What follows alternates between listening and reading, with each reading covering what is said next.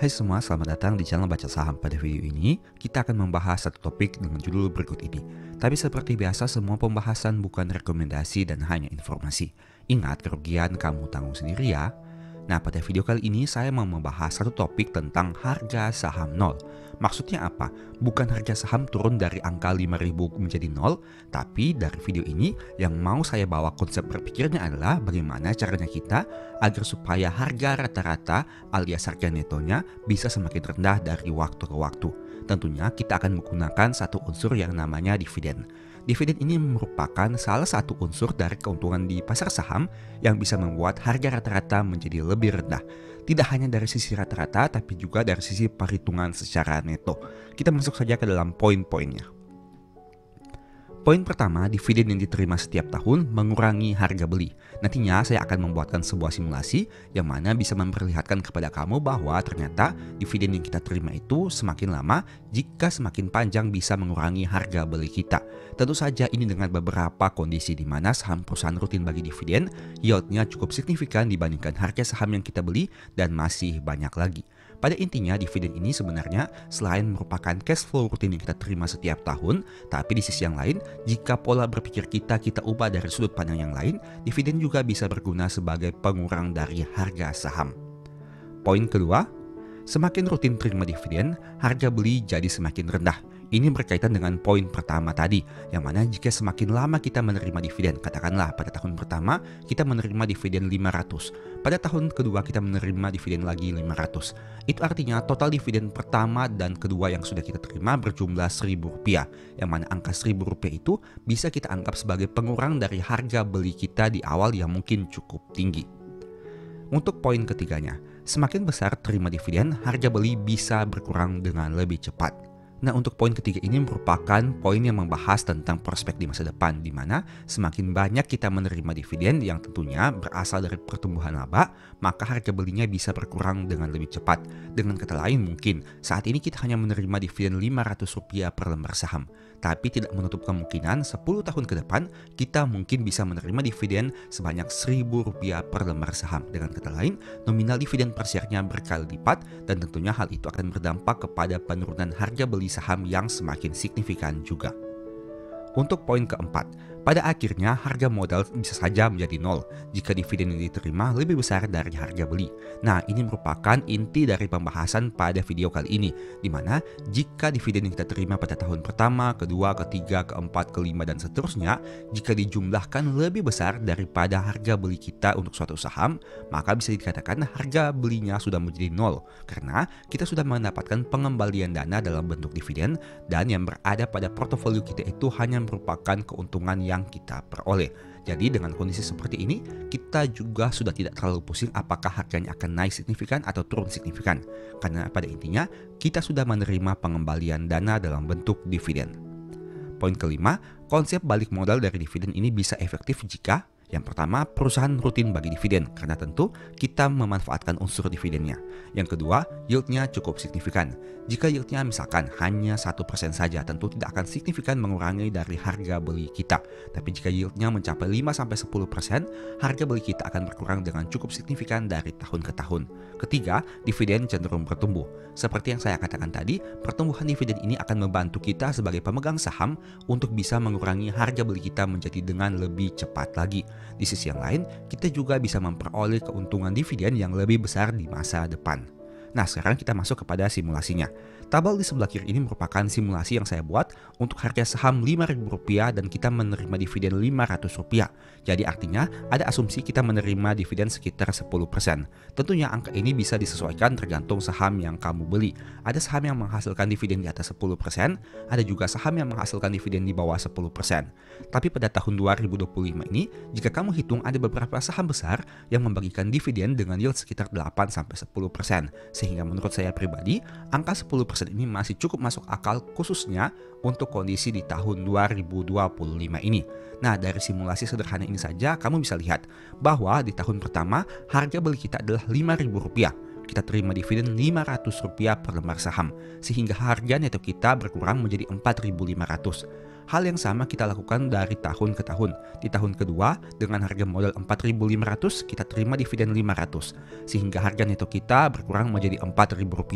Hal itu terus kita langsungkan bertahun-tahun sehingga diharapkan pada tahun ke-10 harga neto kita sudah menjadi nol. Dari yang awalnya 5.000 menjadi nol karena ada dividen yang kita terima dari tahun ke tahun sebanyak Rp5.000 untuk tahun pertama sampai tahun ke-10. Nah, untuk simulasi ini sebenarnya ada beberapa asumsi yang digunakan yang kurang relevan. Karena kita menggunakan angka dividen per share yang sama dalam 10 tahun terakhir, yaitu di angka Rp500 per lembar saham. Pada kenyataannya, dividen per share bisa naik, bisa juga turun. Nah, ini adalah inti dari pembahasan ini, di mana kita perlu mencari saham-saham yang masih memiliki prospek pertumbuhan laba di masa depan. Karena jika labanya tumbuh dengan payout ratio yang sama, seharusnya dividen juga menjadi bertambah. Contoh, misalkan pada tahun pertama dividennya Rp500 per lembar saham. Pada tahun kedua, angka dividennya kita naikkan Rp10 saja. Kita naikkan secara konsisten seperti itu dari tahun ke tahun. Mari coba kita lihat dampaknya seperti apa dengan kenaikan yang hanya Rp10 saja per lembar saham. Ini 570, 580, 590. Nah, bisa kamu lihat di sini, kenaikannya untuk dividen per share-nya akan berdampak kepada harga neto yang lebih cepat berkurang. Tadi kita mendapatkan angka harga saham nol pada tahun ke-10 dan kini sudah lebih berkurang. Nah, ini tentunya berkaitan dengan saham apa yang kamu pilih, bagaimana prospeknya ke depan dan lain sebagainya. Jadi pada inti video ini adalah kita harus melihat saham yang masih memiliki prospek pertumbuhan laba di masa depan agar supaya bisa memanfaatkan pertumbuhan dividennya untuk mengurangi harga neto kita. Nah, tapi ada beberapa teknik agar supaya hasil bisa lebih maksimal. Yang pertama, reinvestasi dividen. Ada 2 poinnya. Yang pertama, poin plus, lembar saham kita bisa menjadi lebih banyak jika kita melakukan reinvestasi dividen. Dengan kata lain, dividen yang kita terima tidak kita anggap sebagai pengurang harga neto, tapi kita belikan saham lagi supaya lembar saham semakin banyak. Lembar saham yang semakin banyak tujuannya agar supaya di masa depan dividen juga menjadi lebih banyak. Tapi ada poin minusnya, harga neto tidak berkurang karena untuk simulasi ini kita menggunakan asumsi harga neto kita ini dikurangi dividen yang kita terima. Apabila dividen ini kita reinvestasikan atau kita belikan saham, maka seharusnya harga netonya tetap saja di angka 5.000 karena tidak ada pengembalian dana yang kita terima di rekening.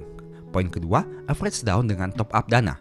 Poin plusnya, lembar saham lebih banyak seperti poin pertama tadi. Tapi poin minusnya butuh modal tambahan karena harus melakukan average down dengan melakukan top up dana. Dan yang poin ketiga, rebalancing portofolio dengan selamatkan saham bagus, korbankan saham kurang bagus. Untuk poin ketiga ini kita perlu melihat lagi saham-saham mana yang masih memiliki prospek dividen di masa depan, di mana dividennya bisa bertumbuh dengan signifikan. Nah, di sisi yang lain, karena kita tidak melakukan top up dana lagi, maka kita harus menjual saham-saham yang menurut kita kurang bagus. Melakukan penjualan di sini bisa dikategorikan menjadi 2 arti. Yang pertama, kita menjual saham yang sedang profit, dan yang kedua, kita menjual saham yang sedang rugi. Artinya, ada saham yang kita korbankan untuk melakukan rebalancing dari portofolio yang memiliki prospek dividen yang cukup menarik di masa depan untuk mengejar harga neto semakin rendah, atau di sisi yang lain untuk mengumpulkan lembar saham yang semakin banyak. Tujuannya agar supaya kita memperoleh dividen yang bisa signifikan di masa depan. Semoga video ini bisa memberikan manfaat baru kepada kamu. Dan sebagai informasi, sebelumnya juga saya sudah sempat buat satu video yang mungkin bisa berguna.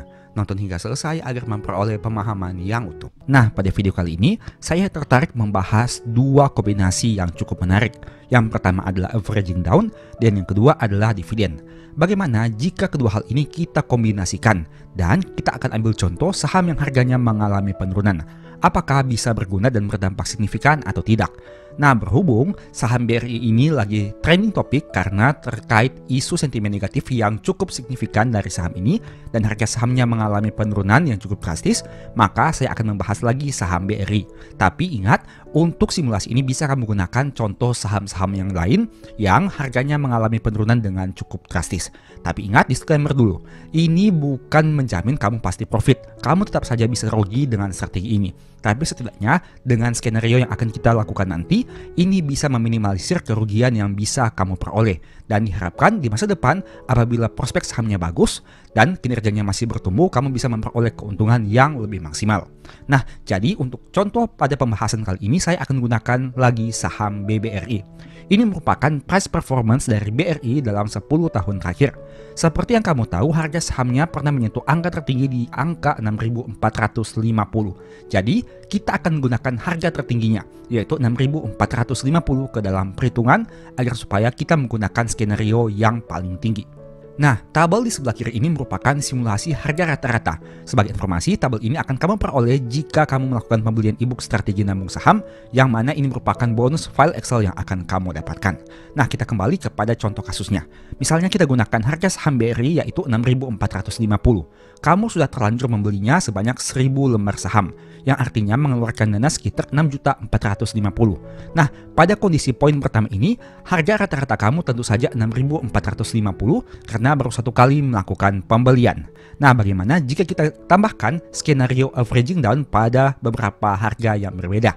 Katakanlah setiap harganya turun Rp1.000, kamu melakukan pembelian di mana dengan rules untuk pembelian selanjutnya jumlah lembar saham kita kali 2. Pada contoh ini misalkan di harga 5.450, kamu kembali lagi melakukan pembelian sebanyak 2.000 lembar saham, yang mana kelipatan 2 dari pembelian pertama. Dan artinya kamu membutuhkan dana sekitar 10.900.000. Nah, pada kondisi kedua ini harga rata-rata kamu sudah bukan 6.450, melainkan turun menjadi 5.783. Kita lanjutkan skenario ini. Katakanlah harga saham BRI turun lagi ke angka 4.450, yang mana Rp1.000 dari harga sebelumnya. Itu artinya dengan kita melakukan pembelian 2.000 lembar saham, modal yang kita keluarkan adalah 8.900.000, yang artinya pada kondisi ini harga rata-rata kita sudah turun menjadi 5.250. Kita lanjutkan skenario. Misalkan pada kondisi berikutnya harga saham BRI turun lagi ke angka 3.450, yang mana Rp1.000 dari poin sebelumnya. Dan kita tetap beli 2.000 lembar saham. Artinya modal yang kita keluarkan adalah 6.900.000. Pada kondisi ini, harga rata-rata kita sudah turun menjadi 4.739. Kamu bisa lihat di sini, dari yang awalnya harga rata-rata kita adalah 6.450 untuk harga tertingginya, dengan melakukan averaging down setiap penurunan Rp1.000 dan kita kalikan 1 kali lipat untuk lembar sahamnya, maka harga rata-rata kita akan menjadi 4.736 untuk kondisi harga saham jika turun ke angka 3.450. Bisa kita hitung secara sekilas kira-kira berapa besar penurunannya. Dari yang awalnya 6.450 di harga sekarang menjadi 4.736 dan kita bagi dengan 6.450, maka penurunannya sekitar 26%. Lumayan bukan? Harga saham rata-rata kita turun 26%. Tapi ingat, dengan kondisi seperti ini ada satu hal yang harus kamu perhatikan, yaitu lembar saham kamu semakin banyak. Itu artinya secara nominal floating loss kemungkinan besar juga sebenarnya sama saja. Karena meskipun harga rata-ratanya turun, tapi dari lembar sahamnya semakin banyak. Sehingga jika kita kalikan harga rata-rata dikalikan lembar saham, maka nominalnya juga cukup signifikan. Jadi, tidak hanya boleh berhenti di averaging down saja. Averaging down ini memang berguna untuk menurunkan harga rata-rata dari yang awalnya 6.450 turun menjadi 5.783, turun lagi menjadi 5.250 dan turun lagi menjadi 4.736. Jika kamu lakukan skenario ini terus-menerus, saat harga sahamnya mengalami penurunan lagi, maka tentu saja harga rata-rata kamu akan menjadi semakin rendah. Itu adalah poin pertama dari sisi averaging down. Sekarang mari kita bahas dari poin kedua, yaitu dividen. Nah, ini merupakan informasi penting. Laba BRI di Q1 tahun 2025 ini mengalami penurunan dari 15,8 menjadi 13,6. Nah, kamu tentu sudah tahu bahwa dividen total yang dibagikan oleh BRI sekitar 343,4 per lembar saham. Tapi kita tidak boleh menggunakan angka ini untuk memproyeksikan dividen yang akan dibagikan di tahun depan. Berhubung labanya mengalami penurunan, jadi mari kita adjust. Dengan penurunan laba sekitar 13,9%, jika hal ini terus berlangsung hingga Q4 tahun 2025, yang mana kita asumsikan penurunan setahunnya adalah 13,9%, maka dividen untuk tahun 2025 yang akan dibagikan tahun 2026 akan menjadi 295,6 per lembar saham. Ini kita dapatkan dengan mengurangi sebesar laba yang dicapai oleh BRI, di mana labanya turun 13,9, artinya dividen per share-nya juga kita harus kurangi 13,9%. Bukan lagi 343, melainkan menjadi 295. Nah, langkah berikutnya, bagaimana jika kita masukkan unsur dividen yaitu 295,6 per lembar saham? Tadi kan kita sudah memperoleh harga rata-rata kita adalah 4.736 dengan kondisi skenario seperti ini. Bagaimana jika harga rata-rata ini kita kombinasikan lagi dengan dividen yang kita terima, yaitu 295,6 di tahun buku 2025 yang akan dibagikan tahun 2026. Itu artinya pada kondisi ini harga neto kita akan menjadi berkurang, bukan lagi 4.736 melainkan menjadi 4.440. Dan kita asumsikan pada tahun-tahun selanjutnya misalkan dividen per share BRI tetap di angka 295,6 per lembar saham. Pada tahun buku 2026, harga rata-rata kita bukan lagi 4.440, melainkan turun lagi menjadi 4.145. Pada tahun buku 2027, turun lagi menjadi 3.849. Tahun buku 2028, turun lagi menjadi 3.553. Tahun buku 2029, turun lagi menjadi 3.258. Tahun buku 2030 menjadi 2.962 untuk harga netonya, di mana ini diperoleh dengan mengurangi harga rata-rata dengan dividen yang kita terima dari tahun ke tahun. Bisa kamu lihat sini, dari yang awalnya harga rata-rata kita adalah 4.736, kini diproyeksikan bisa turun menjadi 2.962 pada tahun buku 2030 dengan memanfaatkan dividen yang diterima. Artinya pada poin ini, kita tidak hanya memanfaatkan dari sisi averaging down, tapi kita juga memanfaatkan dari sisi dividen yang kita terima sebagai pengurang harga rata-rata kita.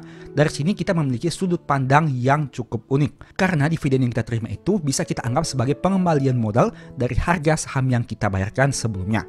Nah, artinya dengan harga rata-rata 4.736, dari proyeksi untuk tahun buku 2025 sampai 2030, kita memperoleh dividen 1.773. Ingat, ini saya gunakan asumsi apabila dividen yang dibagikan di tahun 2026 nanti mengalami penurunan sekitar 13,9% dari dividen saat ini, yakni menjadi 295,6 per lembar saham.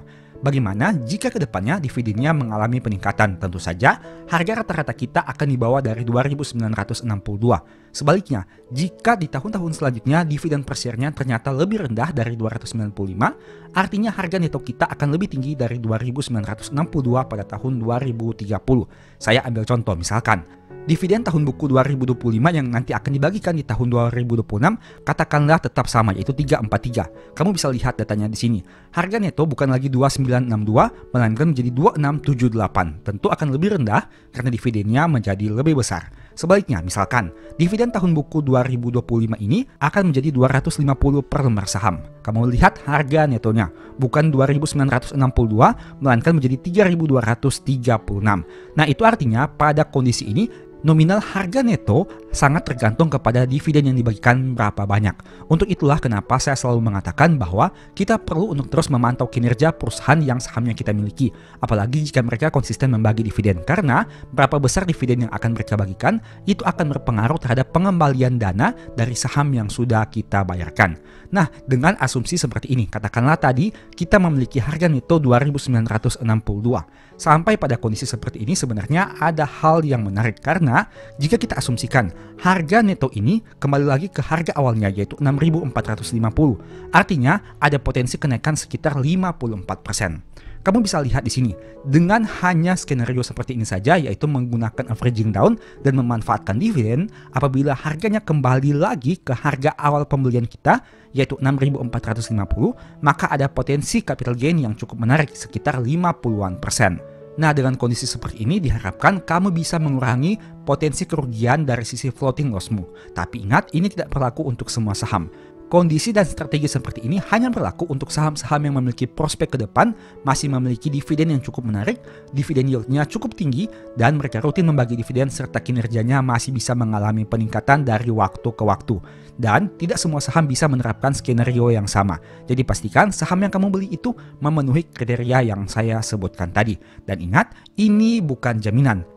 Tidak ada yang mengatakan kalau kamu pasti untung dengan strategi ini. Tidak ada juga yang mengatakan bahwa kamu pasti tidak akan rugi. Tapi kamu tetap saja bisa rugi menggunakan strategi ini. Karena ingat, setiap orang memiliki kondisinya masing-masing.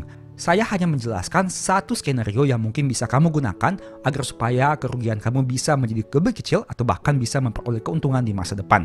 Ingat, dengan skenario ini kita tidak bermain jangka pendek, tapi kita bermain jangka panjang, di mana apabila saat ini kamu masih mengalami kerugian dari sisi floating loss, kamu masih bisa menggunakan skenario seperti ini untuk bisa mengurangi kerugian kamu dan memaksimalkan potensi keuntungan di masa depan. Tapi ingat, setiap strategi dan skenario ini memiliki kelemahannya juga, karena kita bergantung kepada dua hal. Yang pertama adalah bagaimana harga pembelian kamu di harga yang lebih bawah, berapa banyak jumlah lembar saham yang kamu beli, dan yang kedua adalah berapa besar potensi dividen di masa depan yang bisa kita peroleh. Jika perusahaan ini masih bisa menghasilkan pertumbuhan dividen, katakanlah misalkan di tahun 2025 memang labanya mengalami penurunan sehingga dividen per share-nya turun. Tapi apabila di tahun 2026, 27, 28, 29 dan seterusnya dividen per share-nya mengalami kenaikan, maka akan berpengaruh terhadap harga netonya menjadi lebih rendah lagi. Untuk itu, skenario ini tidak bisa dilihat dalam jangka pendek, tapi harus dilihat dalam jangka waktu yang lebih panjang. Setidaknya dengan data seperti ini, kamu bisa memiliki sudut pandang yang lebih luas di mana tidak hanya terpaku dan melihat floating loss yang saat ini terjadi dengan berita negatif di mana-mana, dengan harga saham yang mengalami penurunan, dengan pasar saham yang kurang menarik dan lain sebagainya. Tapi di sisi yang lain, kita bisa berpikir seolah-olah memiliki bisnis yang mana bisnis tersebut menghasilkan cash flow setiap tahun dan cash flow itu bisa membantu kita untuk memperoleh hasil yang lebih maksimal di masa depan. Tentu saja seperti yang saya katakan tadi, harus kamu ingat dengan baik bahwa sangat penting untuk memantau kinerja perusahaan dari waktu ke waktu, karena itu akan sangat berhubungan dengan dividen yang dibagikan. Dan artinya, meskipun harga saham mengalami penurunan, dengan kondisi seperti ini kita bisa meminimalisir potensi kerugian, dan di sisi yang lain, kita bisa memaksimalkan potensi keuntungan apabila harga sahamnya kembali lagi mengalami kenaikan. Semoga video ini bisa memberikan manfaat baru kepada kamu. Demikianlah pembahasan singkat pada video ini. Selalu ingat bahwa semua saham dan pembahasan yang ditampilkan bukan rekomendasi dan hanya bersifat edukasi. Segala risiko kerugian menjadi tanggung jawab kamu sendiri. Mohon juga agar dapat mengecek kembali data yang ditampilkan, karena bisa saja terjadi kesalahan pengetikan atau pengambilan data. Di video berikutnya ini dibahas materi apa lagi? Tulis di kolom komentar ya. Berikut ini beberapa list ebook baca saham. Pertama, psikologi saham. Kedua, stock for living. Ketiga, strategi nabung saham. Keempat, the stock market. Dan yang kelima, cara analisa laporan keuangan. Info pembelian silahkan chat saja pada nomor WA yang tercantum pada video kali ini. Sebagai informasi, kamu bisa support channel ini dengan cara melakukan pembelian produk apa saja di Shopee menggunakan link yang diklik pada video ini. Produknya bebas. Thank you.